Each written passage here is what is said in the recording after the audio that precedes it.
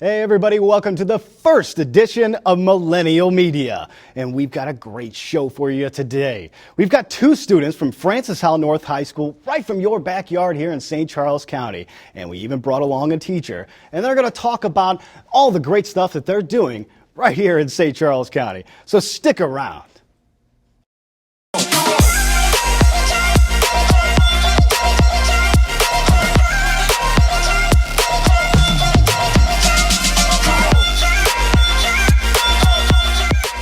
All right, and here we go with Millennial Media. I'm your host for today, Joe Richter. I'm a PR professional, communications professional, as well as a Lindenwood alum.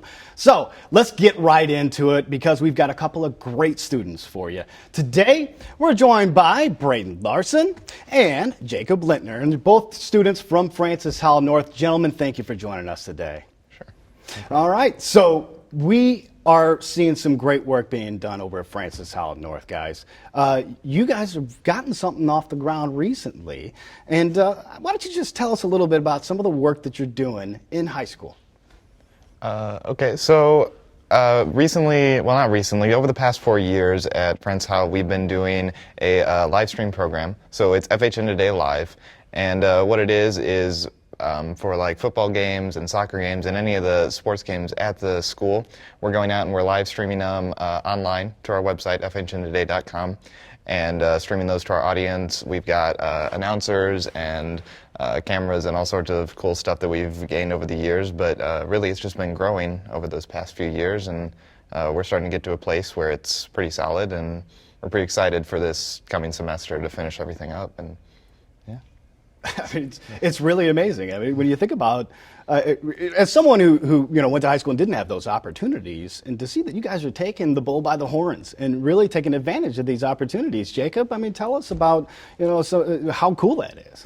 I just think it's really great that, we both got involved as freshmen, and we were 14 years old out there doing essentially just a lesser budgeted version of something that the professionals are doing on ESPN or on Fox Sports.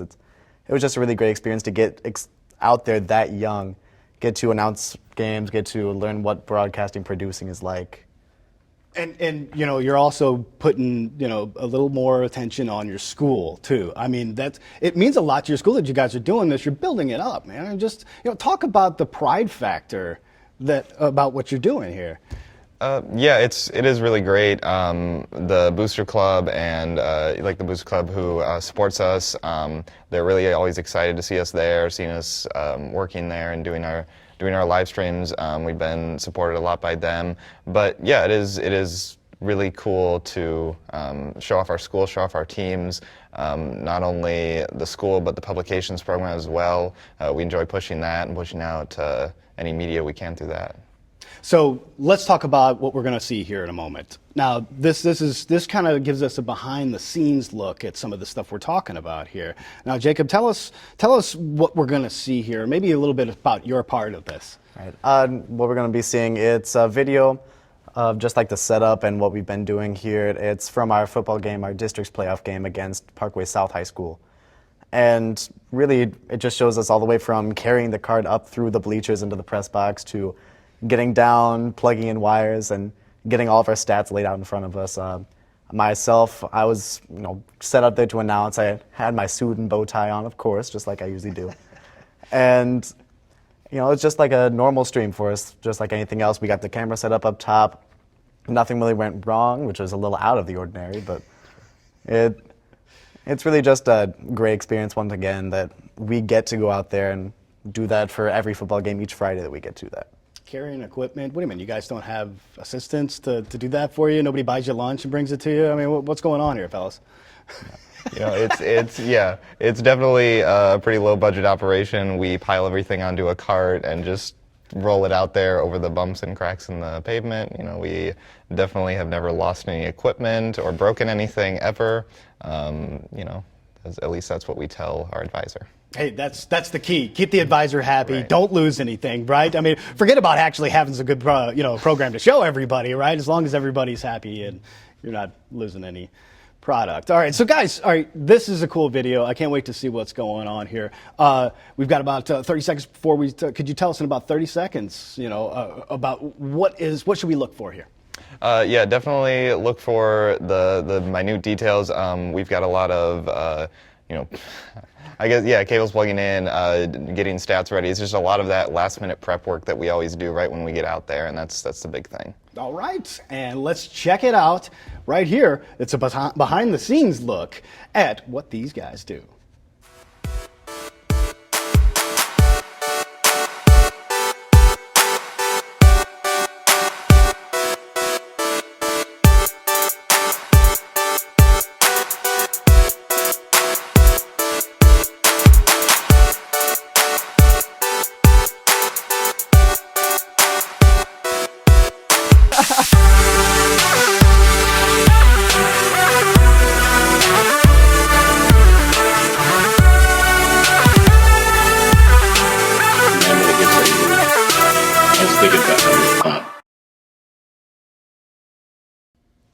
That was really cool. I mean, speaking again as somebody that did this for a living, I mean, it's really neat that you guys are doing this, and you put it upon yourselves to do that. Now, you had to run into some limitations, though. Talk about some of the problems that occurred and how you solved those in order to get what we're seeing here.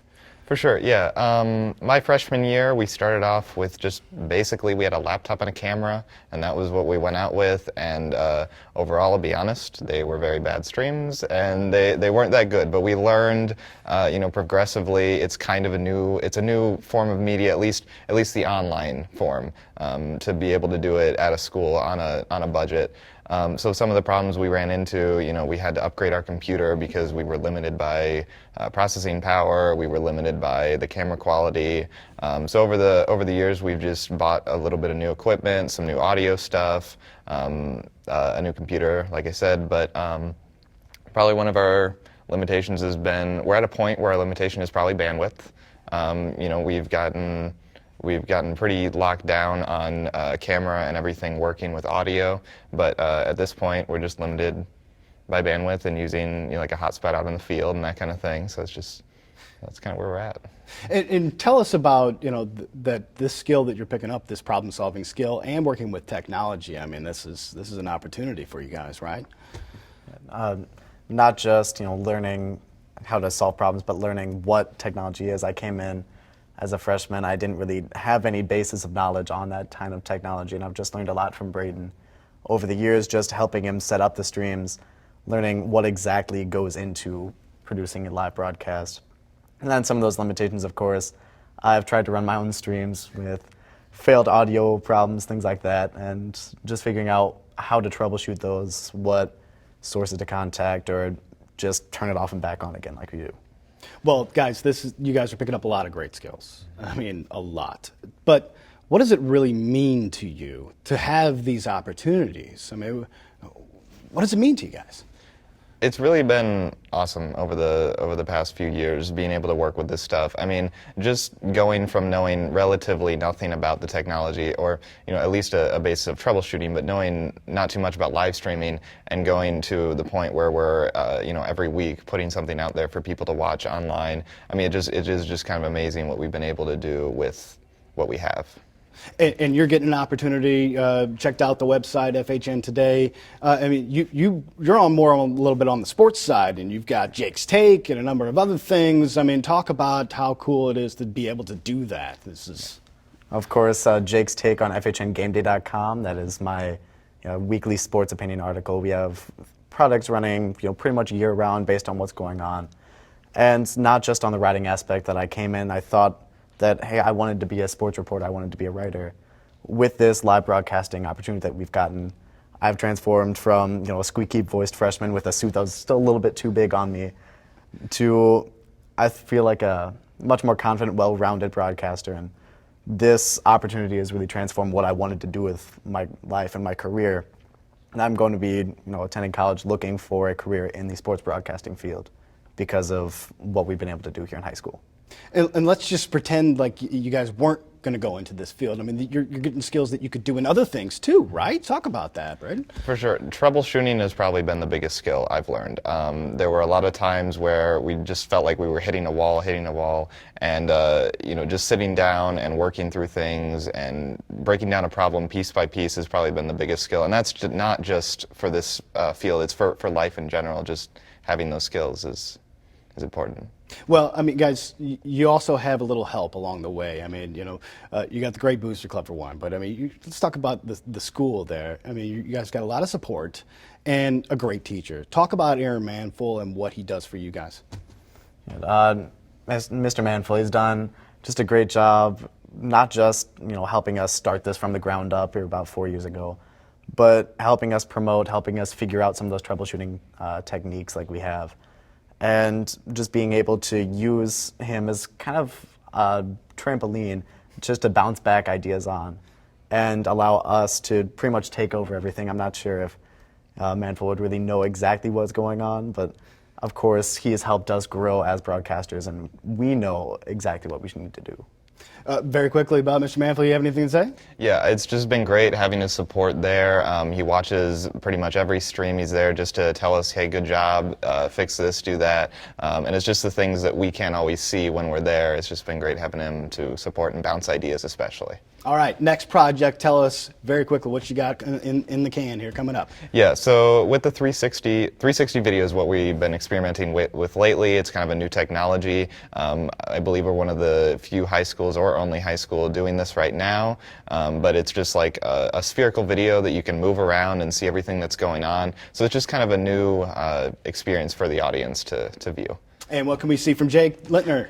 Of course, we have our World Series coverage going on right now, but in the future, we hope to get just a little bit larger sports staff on our website, just so we can be able to cover not just the professional sports like I do, but more of just getting a well-rounded broadcast for our school as well. All right, guys. I mean, it's really been a pleasure to sit down and chat with you guys. You guys are doing great work, and I can't wait to see what happens next. Thank you for coming on today, fellas. All right, so up next, we are going to visit with their teacher, Aaron Manfull from Francis Howell North, and talk about what it's like to be a teacher with these opportunities and some great students like this and the future of education in regard to media. Just stay right here.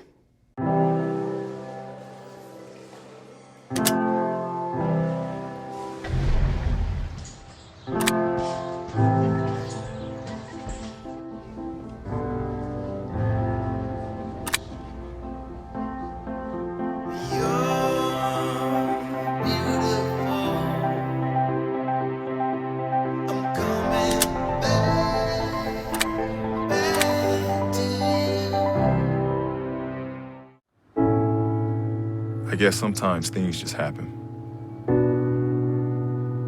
Devastating things. It's got nothing to do with fairness. Bam, your whole world changes in an instant. And you never see it coming. That's what happened to me the day my mother had a stroke. I'm Paul George, and I want you to learn the signs of a stroke fast. F-A-S-T. F, face drooping. A, arm weakness. S, speech difficulty. T, time to call 911. Because the sooner they get to the hospital, the sooner they'll get treatment. And that can make a remarkable difference in their recovery. Protect the ones you love. Spot a stroke. F-A-S-T. Fast.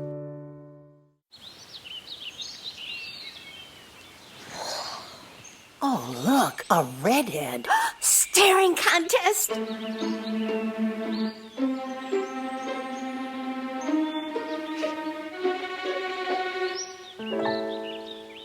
You still got it.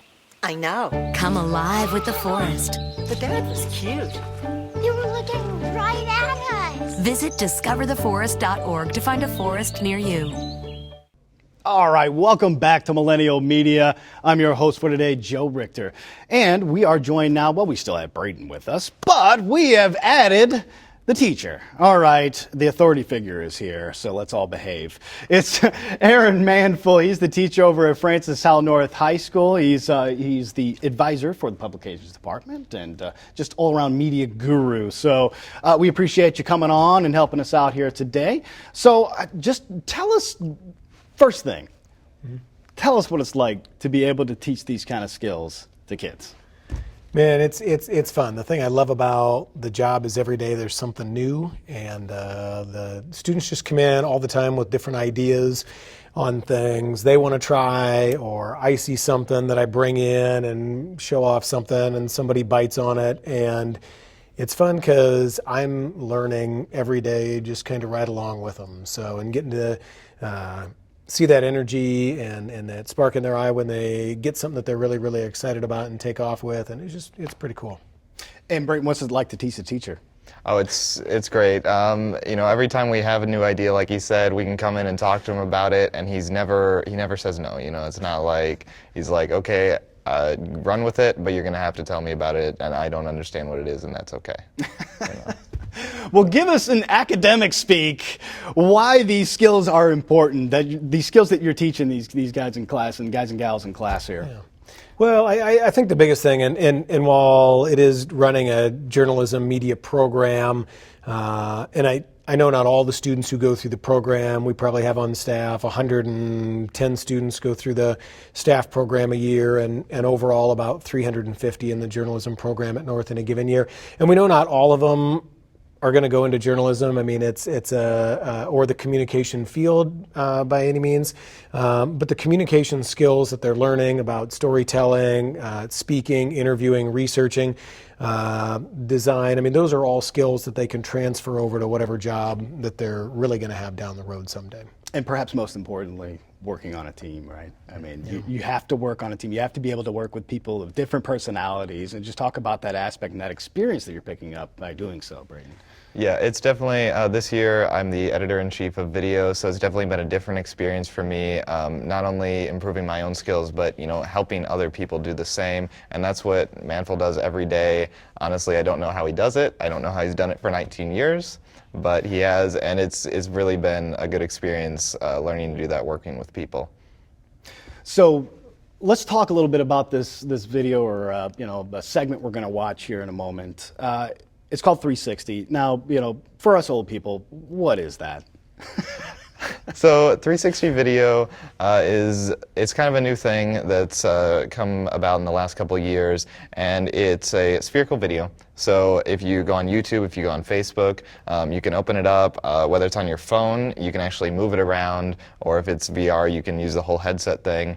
But you're able to see all the different angles from one central point. So it's kind of an interesting experience for the audience to be able to do that. It totally changes the way you tell stories, involves a lot of narration, and it's a really interesting technology for us to be playing around with. What's it like to have to try to get this off the ground? Because this is really, really emerging technology. What's it like as a teacher trying to keep up with the new things like this? I mean, tell us. Yeah, I love that actually. I mean, it's toying around with things and learning new things and not worrying about whether something's going to be great or not, but just experimenting and trying stuff. I mean, it's a big learning lab all the time in there. And so, I mean, we just sit down at a table and we throw around some ideas on how could we make this work, or what might this look like if, you guys were to put something together, and then they go out and give it a go, and the results are always great. It's a learning experience one way or another. It's, nailed something new that they never had before, or learned something from it to retool next time and go out and do it again. All right. Well, we have actually an example of one of these videos, and it's something these guys have been working on, and guys and gals over at Francis Howell North have been working on with their 360 videos. And let's go ahead and take a look. Play Waited Till Dark is just around the corner, and the drama club has been working hard to be prepared. Rehearsals for the show consist of the cast and the different crews breaking off to focus on their individual tasks. We gotta make those other two bicycles over here now. Yeah, so go grab them. Among the crews is a set crew who works to build a set as well as paint it.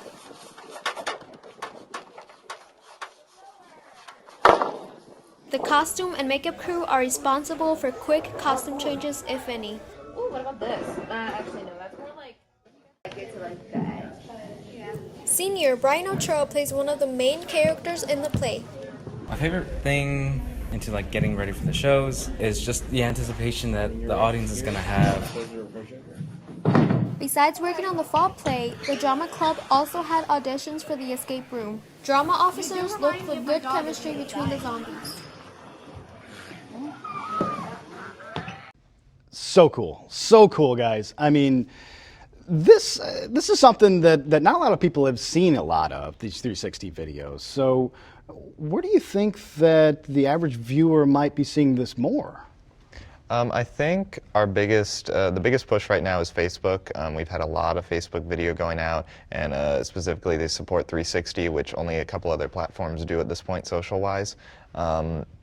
So that's probably the biggest push there. It's just kind of cool for people to, hop in and see, oh, I can actually move this photo around rather than just a really cool shot. I mean, what does it mean to the teacher?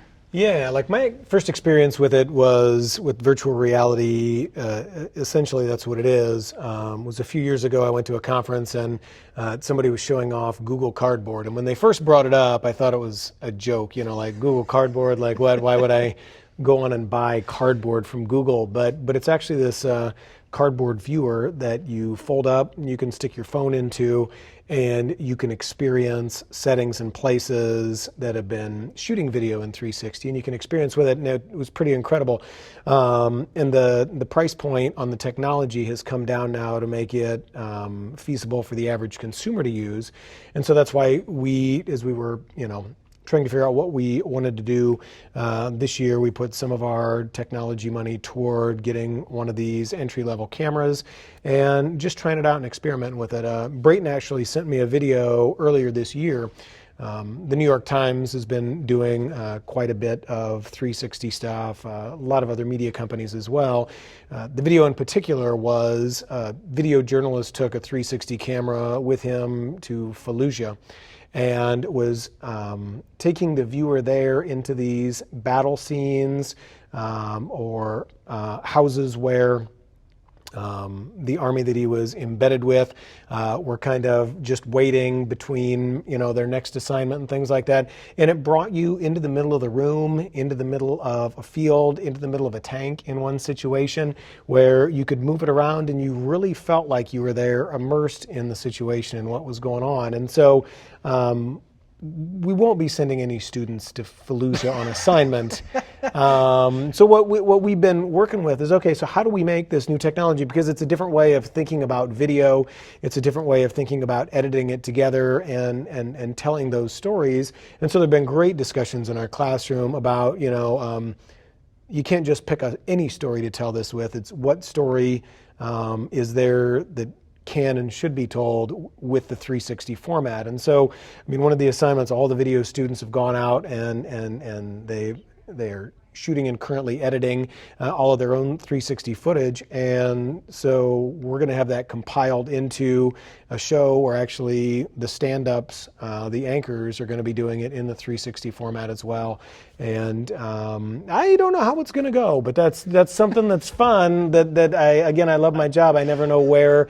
We have ideas of where we're headed. We never really know when we get there what it's going to be like, but it's fun, and it's exposing the students to new and different things all the time and trying to get them not only excited about different ways of telling stories, but just aware of technologies that are out there and available to them, at their fingertips, really. And that's the fun, isn't it, Braden? To have the chance to learn these new tools and to find a way to integrate them into the everyday storytelling that we're so used to seeing in just those two-dimensional lines, the same way all the time. Tell us what it's like to be kind of on the cutting edge and to always have to be thinking forward about what's next. Right, and that's exactly it. We've gotten to play with a lot of new toys, a lot of the cutting edge things here, from the live stream program to the 360 camera. It is really cool to be able to do what like the New York Times are doing, obviously on a different scale, but definitely have the same storytelling ability that they have. Just Yeah, I mean, that's kind of my thoughts on that. It gives you a new chance to be creative with technology too, right? I mean, that's you have more outlets for creativity, and it really is a new day for media, right? I mean, talk about that aspect and how it is a new outlet for creativity. Well, I think with students, the vast majority of them having these powerful mobile devices on their person all day, every day, and it's the great thing that I've really loved doing is working with them, engaging them with those devices, and not like telling them to put them away and not use them, but finding ways to show them how they're even more powerful than they probably even imagine they are. I mean, the vast majority using them for social media and texting and some calls and things like that, but showing them how many other things that those devices can do. Like with the 360 camera, those 360 cameras are controlled entirely by an app that you have to download to your phone. And again, they're hundreds and thousands of apps out there that I'm always working with them on, on anything from video storytelling, but also just to organizing notes, managing their lives and stuff like that. So.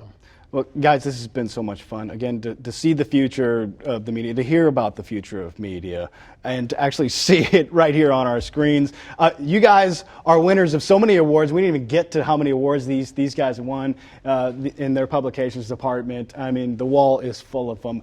Thank you for joining us, Aaron Manfull from Francis Howell North, as well as Braden Larson from Francis Howell North. And thank you again to Jacob Lintner, who's still out in the crowd kind of critiquing us as we speak. We're going to step aside for one moment, and we'll be right back here on Millennial Media with just a little bit more.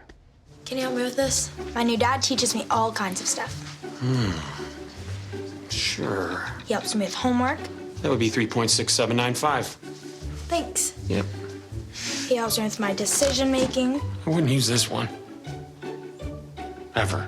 And he's even teaching me how to drive. And that's why cars have bumpers. I'm learning so much. You don't have to be perfect to be a perfect parent. Thousands of kids in foster care will take you just as you are.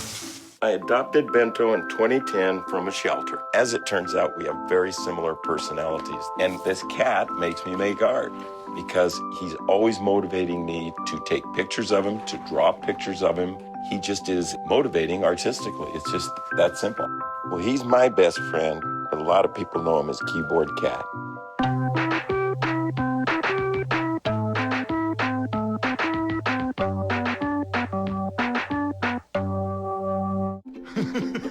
I'm a retired school psychologist, and helping people was my thing.